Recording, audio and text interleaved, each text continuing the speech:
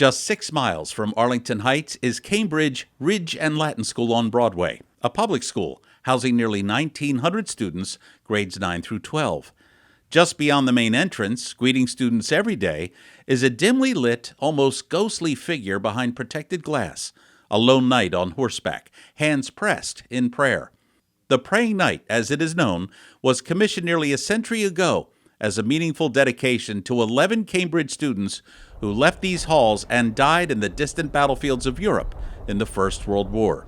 The artist chosen to undertake such a noble and detailed work of art was Arlington's own sculptor, Cyrus E. Dallin. It's just so symbolic of our military being so self-sacrificing. And it was to commemorate the 11 students of Cambridge Rindge and Latin, but then it was Cambridge High and Latin, 11 students who had died in their service in World War I.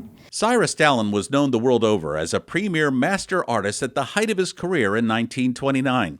His other notable works are the Paul Revere statue in Boston's North End, the Appeal to the Great Spirit, greeting visitors at Boston's Museum of Fine Arts, and the imposing Massasoit statue, just feet from Plymouth Rock. But unlike those masterpieces, this 42-inch bronze statue, which was fashioned right on Cyrus Dallin's own Arlington Heights property, has a rather unique tale to tell. The 3-foot-tall bronze of the knight on horseback was installed inside the school in a niche to the left of the Trowbridge Street entrance back in 1930. Praying Knight remained at this location undisturbed for 50 years. That is until 1980, when it suddenly disappeared from the school during a renovation project. The trail would grow cold for more than 30 years, and then a chance phone call back in 2012 broke this case wide open.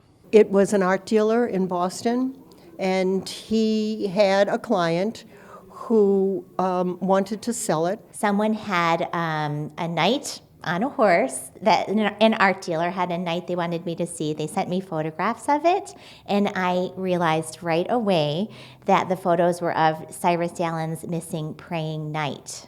So I called the office of the superintendent and I said, I'm going to send you some photos. This, I believe, is the statue that belongs at Cambridge Rindge and Latin by Cyrus Dallin. And I recommended that they call the police. And they did. And a detective got involved, managed to talk to the art dealer who had called us, track down the current owners, the owners at the time, and the people who had it in their possession were relinquished it easily. She said she had received it from her husband as an anniversary gift, and she was very surprised to know that her husband had purchased a missing, lost work of art.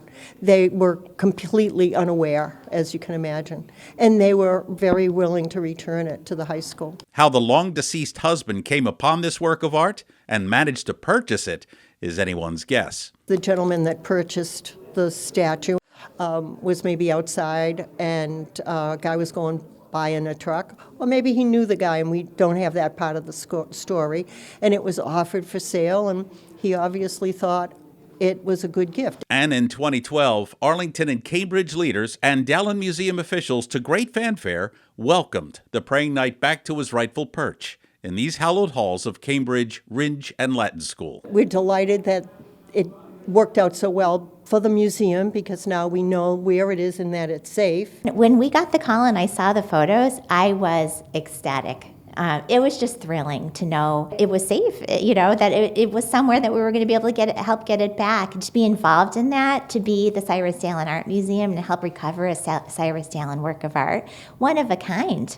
But it also proves that there are still Dallin pieces out there. There are many of Cyrus Dallin's pieces, whether they're in bronze or in plaster, that we do not know where they are or if they still exist.